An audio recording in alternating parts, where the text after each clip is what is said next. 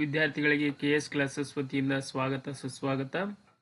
ನಾವಿವತ್ತು ತುಂಬಾ ಇಂಪಾರ್ಟೆಂಟ್ ಆಗಿರ್ತಕ್ಕಂಥ ಸ್ಪರ್ಧಾತ್ಮಕ ಪರೀಕ್ಷೆಗೆ KPSC, PSI, PC ಮತ್ತು KE ನ ಇತರ ಎಲ್ಲ ಎಕ್ಸಾಮ್ಗಳಿಗೆ ತುಂಬಾ ಇಂಪಾರ್ಟೆಂಟ್ ಆಗಿರ್ತಕ್ಕಂಥ ಒಂದು ವಿಷಯದ ಬಗ್ಗೆ ನಾವು ಇವತ್ತು ಸರಣಿ ಕ್ಲಾಸ್ಗಳನ್ನ ಅಧ್ಯಯನ ಮಾಡೋಣ. ಇವತ್ತು ಮೊದಲನೇ ಸರಣಿ ಆರಂಭವಾಗ್ತದೆ.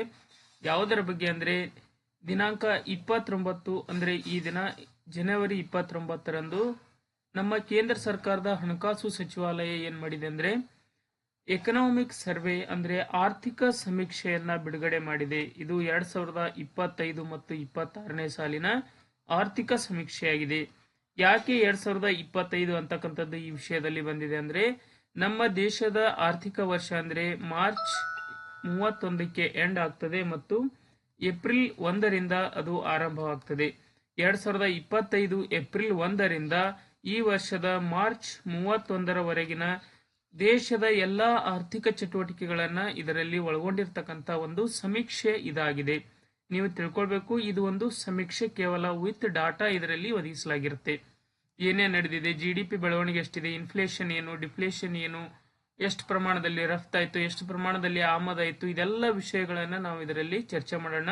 ಇವತ್ತು ನಮ್ಮ ಎಕನಾಮಿಕ್ ಸರ್ವೆಯಲ್ಲಿ ಬರ್ತಕ್ಕಂಥ ಮೊದಲನೇ ಚಾಪ್ಟರ್ ಅನ್ನ ನಾವು ಇವತ್ತು ಅಧ್ಯಯನ ಮಾಡೋಣ. ಅದಕ್ಕಿಂತ ಪೂರ್ವದಲ್ಲಿ KS ಕ್ಲಾಸಸ್ ಅಂತಕ್ಕಂಥ ಯೂಟ್ಯೂಬ್ ಚಾನೆಲ್ ನ ಸಬ್ಸ್ಕ್ರೈಬ್ ಮಾಡೋದ್ರ ಮುಖಾಂತರ ಇನ್ನು ಮುಂದಿನ ಸರಣಿಗಳನ್ನ ನೀವು ನೋಟಿಫಿಕೇಶನ್ ಮೂಲಕ ಪಡಿಬಹುದು ಮತ್ತು ಉಚಿತವಾಗಿರ್ತಕ್ಕಂಥ ತರಗತಿಗಳನ್ನ ಪಡಿಬಹುದು ಅಂತ ಹೇಳ್ತಾ ಮೊಟ್ಟ ಮೊದಲ ಬಾರಿಗೆ ನಾವು ಇವತ್ತು ಕೇಂದ್ರ ಆರ್ಥಿಕ ಸಮೀಕ್ಷೆ 2025-26 ಕನ್ನಡದಲ್ಲಿ ಅಧ್ಯಯನ ಮಾಡಲು ಪ್ರಯತ್ನಿಸೋಣ. ಹಾಗಾದ್ರೆ ಬನ್ನಿ ನೋಡೋಣ ಏನ್ ಹೇಳುತ್ತೆ ಒಂದನೇ chapter economic survey of India 2025-26.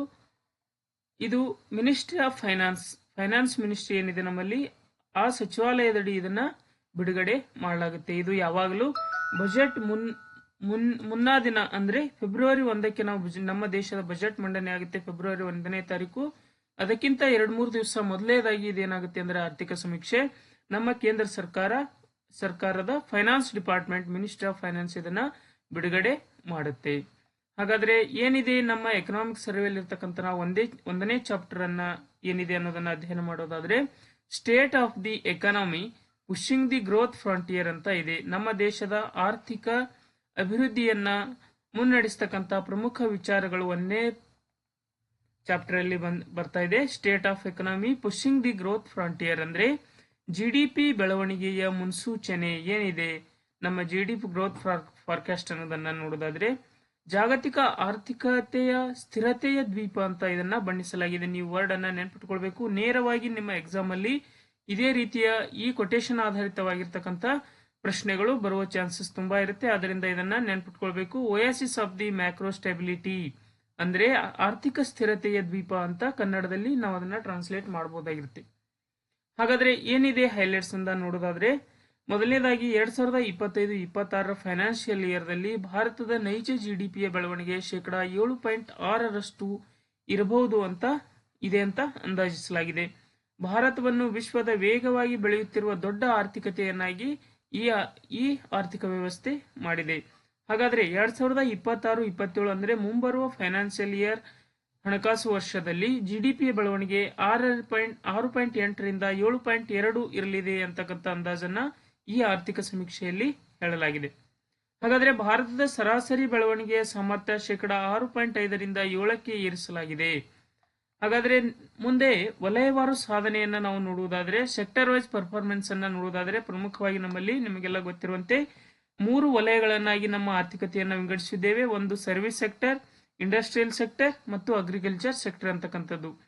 ಹಾಗಾದ್ರೆ ಬೆಳವಣಿಗೆ ದರ ಏನಿದೆ ಅನ್ನೋದನ್ನ ನೋಡೋದಾದ್ರೆ ನಮ್ಮ ಸರ್ವಿಸ್ ಸೆಕ್ಟರ್ ಬೆಳವಣಿಗೆ 9.1% ಇರಲಿದೆ ಅಂತ ಹೇಳಲಾಗಿದೆ. ಇಂಡಸ್ಟ್ರಿಯಲ್ ಸೆಕ್ಟರ್ ಅಂದ್ರೆ ಸೆಕೆಂಡರಿ ಸೆಕ್ಟರ್ 7.0 ಅಂತಕ್ಕಂಥದ್ದು. ಅಗ್ರಿಕಲ್ಚರ್ ಅಂದ್ರೆ ಪ್ರೈಮರಿ ಸೆಕ್ಟರ್ 3.1 ಇರ್ತಕ್ಕಂಥದ್ದು. ಇದು ಬೆಳವಣಿಗೆಯ ದರವನ್ನ ಅಂದಾಜಿಸಲಾಗಿದೆ. ಹಾಗಾದ್ರೆ ಇದರ ಪ್ರಮುಖ ಅಂಶಗಳು ಏನು? ಸೇವಾ ವಲಯದಂದ್ರೆ ಆರ್ಥಿಕತೆಯ ಬೆನ್ನೆಲುಬು ಅಂದ್ರೆ ನಾವು ಇಲ್ಲಿಯವರೆಗೂ ಭಾರತವನ್ನ ಒಂದು ಕೃಷಿ ಪ್ರಧಾನ ರಾಷ್ಟ್ರ ಅಂತ ಕರಿತೀವಿ. ಇನ್ನು ಮುಂದೆ ಇದು ಆಲ್ರೆಡಿ ಸೇವಾ ಪ್ರಧಾನ ರಾಷ್ಟ್ರವಾಗಿದೆ. ಹಾಗಾದ್ರೆ ಕೈಗಾರಿಕಾ ವಲಯ ಅಂದ್ರೆ ಸೆಕೆಂಡರಿ ಆಕ್ಟಿವಿಟೀಸ್ ಅಲ್ಲಿ ನೋಡುವುದಾದ್ರೆ ಉತ್ಪಾದನಾ ವಲಯದಲ್ಲಿನ ಚೇತರಿಕೆ ಮತ್ತು ಮೂಲಸೌಕರ್ಯ ವೆಚ್ಚ ಇದಕ್ಕೆ ಕಾರಣವಾಗಿದೆ ಅಂತ ಹೇಳಲಾಗಿದೆ. ಹಾಗಾದ್ರೆ ನಮ್ಮ GDPಯ ಬೆಳವಣಿಗೆಯ ದರ ಏನಿದೆ ಪ್ರತಿ ವರ್ಷ ಮತ್ತು ಈ ಹಿಂದಿನ ವರ್ಷ ಅನ್ನೋದನ್ನ ನಾವು ಟ್ಯಾಲಿ ಮಾಡಿ ನೋಡುವುದಾದ್ರೆ 2023-24ನೇ ವರ್ಷದಲ್ಲಿ ನೋಡುವುದಾದ್ರೆ 9.2 ಇದು ಬೆಳವಣಿಗೆಯನ್ನು ಹೊಂದಿತ್ತು. 2024-25ರಲ್ಲಿ 6.5 ಬೆಳವಣಿಗೆಯನ್ನು ಹೊಂದಿತ್ತು. 2025-26 ಅಂದ್ರೆ ಈ ಆರ್ಥಿಕ ಸಮೀಕ್ಷೆಯಲ್ಲಿ 7.4 ಬೆಳವಣಿಗೆಯನ್ನು ಹೊಂದಿದೆ ಅಂತಕ್ಕಂಥದ್ದು ಇದರಲ್ಲಿ ಹೇಳಲಾಗಿದೆ. 2026-27ರಲ್ಲಿ 7.0% ಆರ್ಥಿಕ ಬೆಳವಣಿಗೆಯನ್ನು ಹೊಂದಲಿದೆ ಅಂತಕ್ಕಂಥದ್ದನ್ನ ನಮ್ಮ ಫೈನಾನ್ಸ್ ಡಿಪಾರ್ಟ್ಮೆಂಟ್ ಅಂದಾಜಿಸಲಾಗಿದೆ. ಹಾಗಾದ್ರೆ ಸೆಕ್ಟರ್ ವೈಸ್ ನಾವು ನೋಡುವುದಾದ್ರೆ ಬೆಳವಣಿಗೆ ದರವನ್ನ ಸರ್ವಿಸ್ ಸೆಕ್ಟರ್ 9.1% ಬೆಳವಣಿಗೆಯನ್ನು ಸಾಧಿಸುತ್ತದೆ ಅಂತ ಹೇಳಲಾಗಿದೆ. ಇಂಡಸ್ಟ್ರಿಯಲ್ ಸೆಕ್ಟರ್ ಅಂದ್ರೆ ಸೆಕೆಂಡರಿ ಸೆಕ್ಟರ್ 7.0 ಹೇಳಲಾಗಿದೆ. ಅಗ್ರಿಕಲ್ಚರ್ ಸೆಕ್ಟರ್ 3.1% ಬೆಳವಣಿಗೆಯನ್ನ ದಾಖಲಿಸುತ್ತೆ ಅಂತ ಹೇಳಲಾಗಿದೆ. ಇನ್ನು ಕನ್ಸ್ಯೂಮರ್ ಪ್ರೈಸ್ ಇಂಡೆಕ್ಸ್ ಟ್ರೆಂಡ್ ಅನ್ನ ನೋಡುವುದಾದ್ರೆ 2024-25ರಲ್ಲಿ 4.9% ಬೆಳವಣಿಗೆ ಇತ್ತು. ಆದರೆ 2025-26ರಲ್ಲಿ ಅದು 1.7ಕ್ಕೆ ಇಳಿತವಾಗಿದೆ ಅಂತಕ್ಕಂಥದ್ದನ್ನ ನಾವು ನೋಡಬಹುದು. ನಾವು ಮೂರನೇ ಪಾಯಿಂಟ್ ಅನ್ನ ನೋಡುವುದಾದ್ರೆ ಬೆಳವಣಿಗೆಯ ಪ್ರಮುಖ ಮುನ್ನಡೆಸತಕ್ಕಂಥ ವಿಷಯಗಳು ಯಾವುವು? ಗ್ರೋತ್ ಡ್ರೈವರ್ಸ್ ಅಂತ ಕರಿತೀವಿ.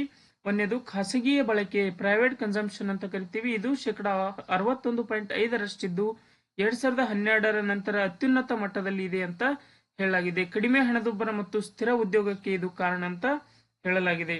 ಹೂಡಿಕೆ ಇನ್ವೆಸ್ಟ್ಮೆಂಟ್ ಅಂತ ಕರಿತೀವಿ. ಸ್ಥಿರ ಬಂಡವಾಳ ರಚನೆ GDPಯ 30% ಇದೆ ಅಂತ ಹೇಳಲಾಗಿದೆ. ಮೂಲ ಸೌಕರ್ಯಕ್ಕೆ ವೆಚ್ಚ ಮತ್ತು ಖಾಸಗಿ ಹೂಡಿಕೆಯ ಪುನಶ್ಚೇತನ ಇದಕ್ಕೆ ಪೂರಕವಾಗಿರುತ್ತದೆ.